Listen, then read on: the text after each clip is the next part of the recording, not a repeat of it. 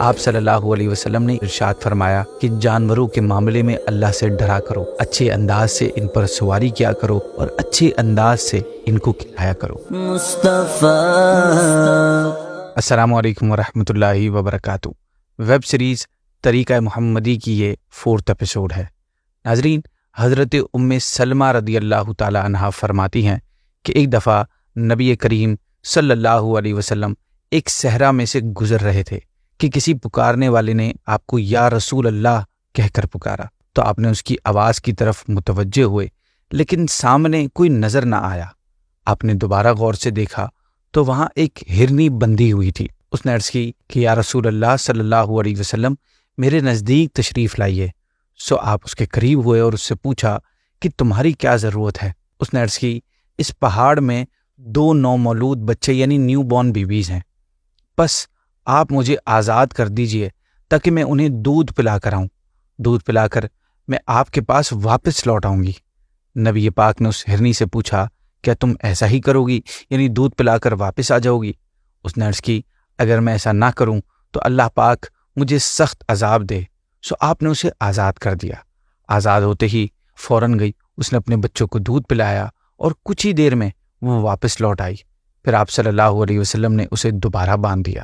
اسی دوران اچانک وہ دیہاتی صحابی جنہوں نے اس ہرنی کو باندھ رکھا تھا وہ متوجہ ہوئے اور انہوں نے عرض کی، یا رسول اللہ، کیا میں آپ کی کوئی خدمت کر سکتا ہوں؟ آپ نے اس سے فرمایا، ہاں، اس ہرنی کو آزاد کر دو۔ سو ان صحابی نے اس ہرنی کو فوراً آزاد کر دیا۔ وہاں سے وہ دوڑتی ہوئی نکلی اور یہ کہتی ہوئی جا رہی تھی کہ میں گواہی دیتی ہوں کہ اللہ کے سوا کوئی معبود نہیں اور بے شک آپ صلی اللہ علیہ وسلم اللہ پاک کے رسول ہیں۔ ناظرین، اس ہرنی کے ساتھ یہ سلوک ہمارے پیارے آقا کی اللہ پاک کی مخلوقات میں سے ایک مخلوق حیوان جانور پر بھی آپ کی رحمت کا یہ ایک واقعہ ہے، اور ہمارے پیارے نبی کی شان یہ ہے کہ اللہ پاک نے آپ کو تمام عالمین کے لیے رحمت بنا کر بھیجا ہے۔ آج کی ایپیسوڈ میں ہم پیارے آقا کی سیرت کے اسی اسپیکٹ کو ڈسکس کریں گے کہ حضور بحیثیت رحمت للعالمین۔ چنانچہ اللہ پاک قرآن مجید میں سورہ انبیاء کی آیت نمبر 107 میں ارشاد فرماتا ہے، اور ہم نے تمہیں تمام جہانوں کے لیے رحمت بنا کر ہی بھیجا۔ اس آیت مبارکہ کی تفسیر میں آتا ہے کہ اللہ پاک نے نبی کریم کو تمام جہانوں کے لیے، چاہے وہ عالم ارواح ہوں یا عالم اجسام، عقل والے ہوں یا بغیر عقل والے، سب کے لیے رحمت بنا کر بھیجا ہے۔ آپ مومنوں، کافروں، منافقوں، تمام چرند و پرند، حیوانات، نباتات، یہاں تک کہ جنات اور فرشتوں کے لیے بھی نہ صرف دنیا بلکہ آخرت میں بھی رحمت بن کر تشریف لائے ہیں۔ ناظرین، ناؤ لیٹس ڈسکس کہ رسول اللہ صلی اللہ علیہ وسلم مخلوق خدا کے لیے کس طرح رحمت ہیں، اور آپ کی اس رحمت سے کس کس نے حصہ پایا۔ امام فخر الدین رازی رحمۃ اللہ تعالی علیہ فرماتے ہیں کہ لوگ کفر، جاہلیت اور گمراہی میں مبتلا تھے۔ اہل کتاب بھی اپنے دین کے معاملے میں حیرت زدہ تھے، کیونکہ ایک لمبے عرصے سے ان میں کوئی نبی تشریف نہیں لائے تھے، اور ان کی کتابوں میں بھی تبدیلیوں کی وجہ سے اختلاف پیدا ہو چکا تھا۔ تو اللہ پاک نے اس وقت اپنے حبیب صلی اللہ علیہ وسلم کو اس دنیا میں بھیجا جب حق کے طلبگار کو بھی کامیابی کا کوئی راستہ نظر نہیں آ رہا تھا۔ چنانچہ آپ صلی اللہ علیہ وسلم نے لوگوں کو حق کی طرف بلایا اور ان کے سامنے درست راستہ صراط مستقیم بیان کیا، اور ان کے لیے حلال اور حرام کے احکامات مقرر فرمائے۔ پھر اس رحمت سے حقیقی فائدہ اسی نے اٹھایا جو حق کو طلب کرنے کا ارادہ رکھتا تھا، اور وہ آپ صلی اللہ علیہ وسلم پر ایمان لا کر دنیا اور آخرت میں کامیاب ہوا، اور جو ایمان نہ لایا وہ صرف دنیا میں آپ صلی اللہ علیہ وسلم کے صدقے بہت ساری مصیبتوں سے بچ گیا۔ اور پھر رسول اللہ صلی اللہ علیہ وسلم کا اسپیشلی مسلمانوں کے لیے دین اور دنیا کے معاملے میں بھلائی کا اہتمام کرنا اور ان کی آفتوں اور برائیوں کے بارے میں بروقت انفارم کر دینا، یہ آپ صلی اللہ علیہ وسلم کی رحمت ہی ہے۔ مومنوں پر آپ کے رحمت کے ہونے کی ایک صورت تو یہ بیان ہوئی ہے کہ آپ نے انہیں صراط مستقیم پر چلایا۔ اب دوسری صورتیں بھی سنیے کہ حضرت زید بن خالد روایت کرتے ہیں کہ نبی کریم صلی اللہ علیہ وسلم نے ارشاد فرمایا کہ اگر مجھے اپنی امت پر دشوار نہ ہوتا تو میں انہیں ہر نماز کے وقت مسواک کرنے کا حکم دیتا اور عشاء کی نماز کو تہائی یعنی 1/3 رات تک ڈیلے کر دیتا۔ حضرت ابی بن کعب سے روایت ہے کہ نبی پاک نے ارشاد فرمایا کہ اللہ پاک نے مجھے 3 سوال عطا فرمائے۔ میں نے 2 دعائیں تو دنیا ہی میں مانگ لی کہ اے اللہ میری امت کی مغفرت فرما، اے اللہ میری امت کی بخشش فرما، اور تیسری دعا اس دن کے لیے باقی رکھی ہے جس میں مخلوق الہی میری طرف محتاج ہوگی۔ حضرت ابو ہریرہ روایت فرماتے ہیں کہ نبی کریم نے ہمیں خطبہ دیا اور فرمایا، اے لوگو تم پر حج فرض کر دیا گیا ہے، پس حج کرو۔ ایک شخص نے عرض کیا، رسول اللہ صلی اللہ علیہ وسلم کیا ہر سال حج فرض ہے؟ آپ خاموش رہے، یہاں تک کہ 3 مرتبہ اس نے یہی عرض کیا۔ اس کے بعد آپ نے فرمایا، اگر میں ہاں کہہ دیتا تو ہر سال حج فرض ہو جاتا اور پھر تم اس کی طاقت نہ رکھتے۔ آپ ہی سے روایت ہے کہ پیارے آقا نے ارشاد فرمایا کہ میں دنیا اور آخرت میں ہر مومن کا سب سے زیادہ قریب ہوں، اگر تم چاہو تو یہ آیت پڑھ لو۔ پھر آپ نے سورہ احزاب کی آیت نمبر 6 تلاوت فرمائی، جس کا ترجمہ یہ ہے کہ یہ نبی ایمان والوں سے ان کی جانوں کی نسبت زیادہ قریب ہیں۔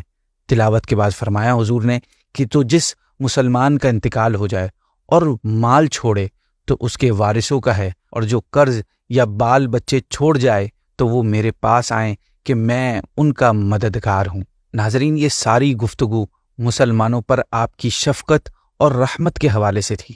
اگر ہم بات کریں کافروں کی تو اللہ پاک قرآن پاک میں سورہ انفال کی آیت نمبر 33 میں ارشاد فرماتا ہے کہ اللہ کی شان یہ نہیں کہ انہیں عذاب دے جب تک اے حبیب تم ان میں تشریف فرما ہو، اور اللہ انہیں عذاب دینے والا نہیں جب کہ وہ بخشش مانگ رہے ہیں۔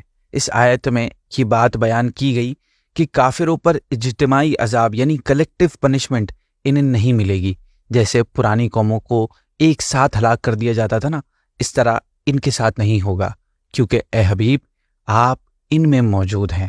ناظرین، ہمارے نبی پاک جانوروں کے لیے بھی رحمت ہیں۔ آپ نے ہمیں جانوروں کے ساتھ اچھا سلوک کرنے اور نرمی کرنے کی نصیحت فرمائی ہے۔ آپ جانوروں کے مالک کو جانور کو بھوکا رکھ کر اس پر بوجھ ڈالنے یا کسی بھی قسم کی کوئی تکلیف دینے سے منع فرماتے تھے۔ چنانچہ ایک مرتبہ آپ صلی اللہ علیہ وسلم نے ایک اونٹ دیکھا جس کی پشت یعنی کمر کی بھوک کی وجہ سے اس کی پیٹ سے ملی ہوئی تھی۔ آپ نے اسے دیکھ کر ارشاد فرمایا کہ جانوروں کے معاملے میں اللہ سے ڈرا کرو، اچھے انداز سے ان پر سواری کیا کرو اور اچھے انداز سے ان کو کھلایا کرو۔ حضرت عبداللہ بن جعفر رضی اللہ تعالیٰ عنہ سے روایت ہے کہ ایک دن نبی پاک نے مجھے اپنے پیچھے بٹھا لیا اور ایک باغ میں داخل ہوئے۔ وہاں ایک اونٹ تھا۔ اونٹ نے جیسے ہی آپ کو دیکھا اس کے دونوں آنکھیں ابل پڑیں اور وہ رونے لگ گیا۔ آپ صلی اللہ علیہ وسلم آگے بڑھے اور اونٹ کے سر کی پچھلی جانب اس کے کانوں پر ہاتھ پھیرا، جس سے اونٹ خاموش ہو گیا۔ اس کے بعد آپ نے اس سے پوچھا کہ اس اونٹ کا مالک کون ہے؟ ایک انصاری نوجوان حاضر ہوا۔ نبی کریم نے ارشاد فرمایا کہ اس جانور کے حوالے سے تم اللہ سے نہیں ڈرتے؟ اس نے مجھ سے تمہاری شکایت کی ہے کہ تم اسے بھوکا بھی رکھتے ہو اور مسلسل مشقت سے اسے تھکاتے بھی ہو۔ آپ نے فرمایا کہ ایک عورت اس لیے جہنم میں داخل ہوگی کہ اس نے ایک بلی کو باندھے رکھا، نہ خود اسے کچھ کھلایا نہ ہی اسے کھولا کہ وہ خود گھاس پوس کھا لے۔ آپ نے چونٹیوں کا ایک سوراخ دیکھا جس کو جلایا گیا تھا، تو آپ نے فرمایا کسی کے لیے یہ بات مناسب نہیں کہ وہ آگ سے تکلیف پہنچائے سوائے آگ کے پیدا کرنے والے کے۔ اسی طرح ایک جگہ آپ نے فرمایا کہ جس شخص نے چڑیا کو بے مقصد قتل کیا وہ قیامت کے دن اللہ پاک سے فریاد کرے گی کہ اے میرے پروردگار، اس شخص نے مجھے فضول قتل کیا، اس کے قتل کرنے میں اس کا کوئی فائدہ نہیں تھا۔